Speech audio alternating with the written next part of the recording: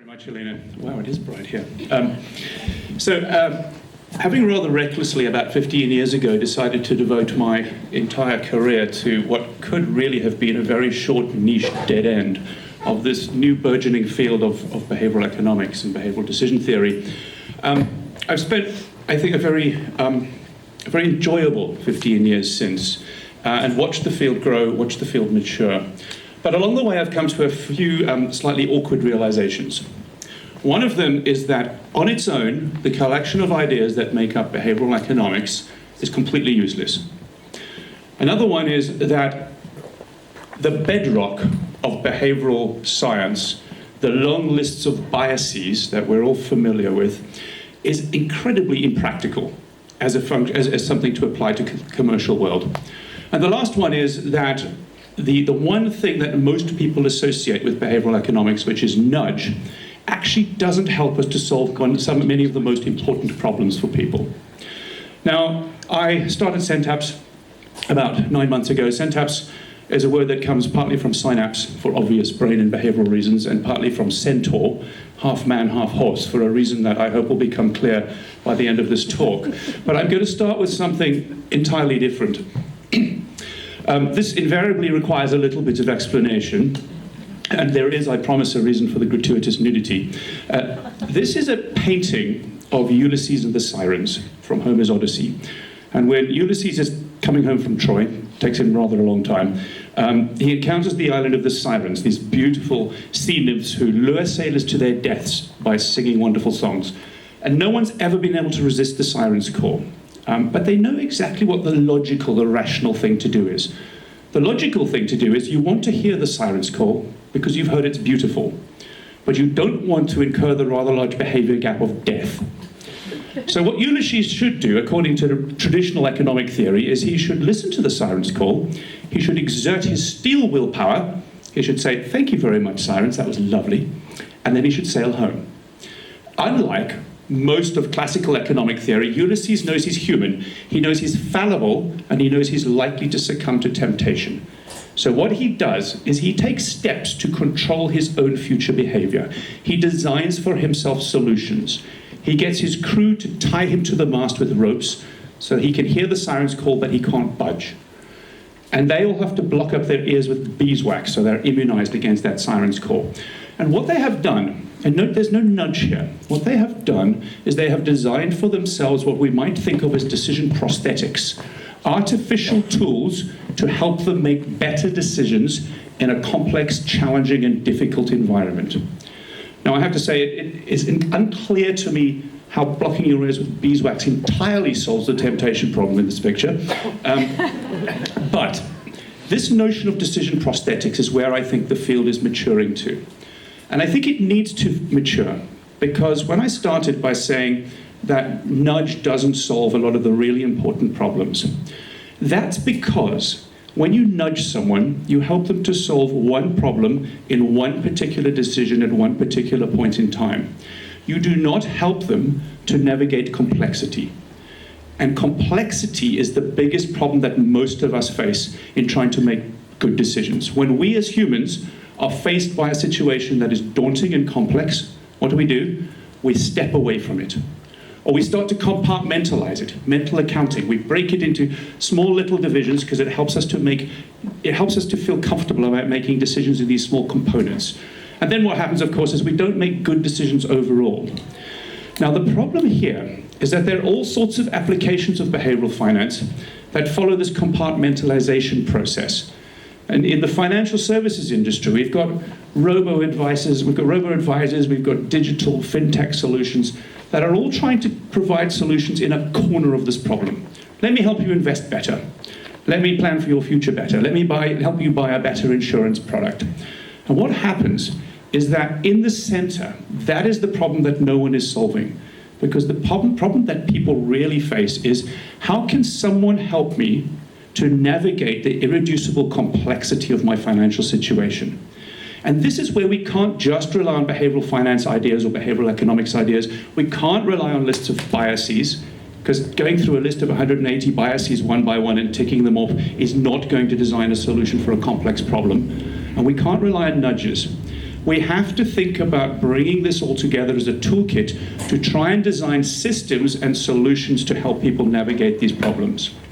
Now, I should say that I've taken a little part of the fintech world, the technology world there, but the problem is that mental accounting, dividing the world into components, is essentially a coping mechanism, and it's one that doesn't exist just for individuals. Companies and organizations divide themselves into components in exactly the same way because it helps them navigate complexity. So what we typically see is not only do individuals see these as problems that don't connect together, the technology world sees them as problems that don't connect together, and almost every big organization out there is siloed along exactly the same lines.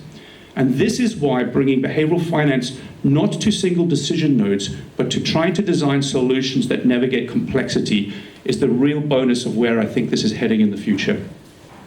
Now, there have been many attempts to try and address how do we help people make better decisions.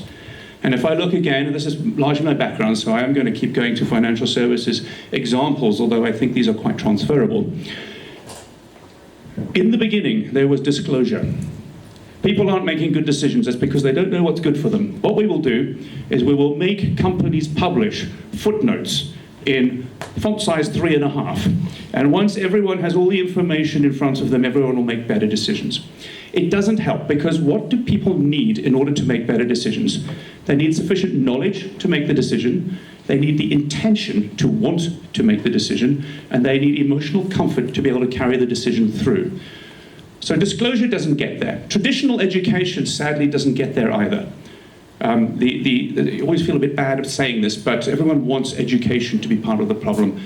The evidence for education solving and changing downstream behaviors is incredibly weak. But then we come to the behavioral stuff. Then we come to nudges. Now, nudges are fundamentally effective in many ways. They can help us solve many problems. Auto-enrollment is a key one, vitally important. People left to their own devices cannot and will not save enough, so we will nudge them to do it for them.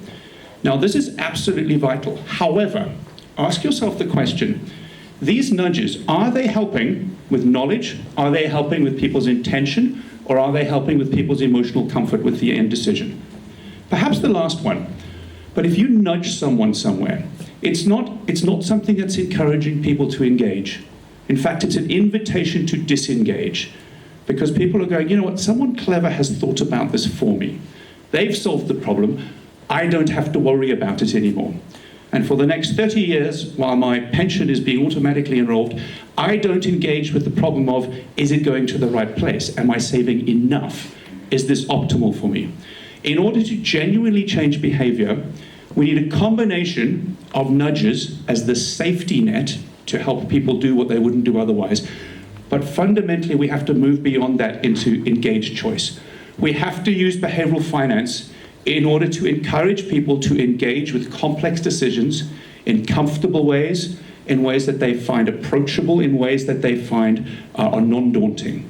And there's a whole raft of techniques here. This is why the common perception that behavioral economics is nudging, I think, is so damaging. And that's why tonight we're focusing on move beyond nudge. Because if we're going to help people make confident and informed decisions, we have to use a much broader toolbox. And there is a toolbox out there. There are all sorts of tools and techniques. Well, all sorts of tools and techniques. Education in a traditional sense doesn't work. Sit people in a classroom, they'll leave the classroom knowing a bit more, but does it actually change their behavior? Evidence says no. However, just-in-time education, using digital technology to pop up crucial pieces of information at the time people are making the decision, that is what is useful. Gamification. Now, it's a horrible term for a very good set of concepts. And what I mean by gamification, by the way, is not trivialize the problem and make a game. Gamification is borrowing a set of tools and techniques that in other areas have helped people very easily to get quickly to complex patterns of behavior in sophisticated environments. It's things like using points, using levels, using badges. And it need not even be technological. We can think of Boy Scouts as an early example of gamification. You want to teach these little kids skills for this complex thing called life, But you don't take them all and throw them all into the Hunger Games and watch them fight it out. You give them a matchbox with 2 matches in and you let them make a fire once. And then once they've done that, they move on to the next level. So there's a much broader toolkit out there, and that's the one message I want you to get tonight, is behavioral economics is a very valuable set of tools, but we have to think about it much more broadly than often it is easy, than the easy route of, oh, let's nudge people. This, to my mind, is where the future lies. 3 big buzzwords: data, could be big data, could be medium size or small data, I'm not too fussy. But data as a means of personalizing what you show people at a point in time and being able to update decisions in real time. Digital as a mechanism for bringing this in front of people in a smooth and seamless way. And design as a way of doing it to make people comfortable. But unless these things are brought together and thought of as an integrated whole, and unless at the center there is behavioral design, saying how do we harness each of these 3 things in a way that is designed specifically to engender certain types of behavior that we're seeking, then these 3 things will never really be as fundamentally useful as they could be. But when we go down that route, we have to remember, and I've appropriated this, borrowed, stolen I suppose is another word, I've appropriated this because I thought it was so insightful, the serenity prayer for technology and artificial intelligence. Grant me the serenity to accept what computers do better than people, the courage to let people do what they do better than computers, and the wisdom to know the difference. Because what are we seeking here is to use behavioral design to be able to design systems of nudges, systems of just-in-time education, systems of gamification that enable people to navigate complex problems. We're trying to not design the Terminator, not replace people with machines, but design Iron Man. Help people to make better decisions by giving them decision prosthetics. And if we do that well, we build the Centaur, with the strength and power and speed of the horse, but the intelligence, the wit, and the emotional, empathic ability of the human. And that really is what we should be after, is don't think of behavioral economics as a list of biases, don't think of it as nudges, and don't think of it on its own, because it's only when it's wedded to these other things does it truly become powerful. And if we get it right, we can design the Centaur, the strong horse, the intelligent man. If we get it wrong, unfortunately, we get the slightly less useful reverse Centaur. Thank you.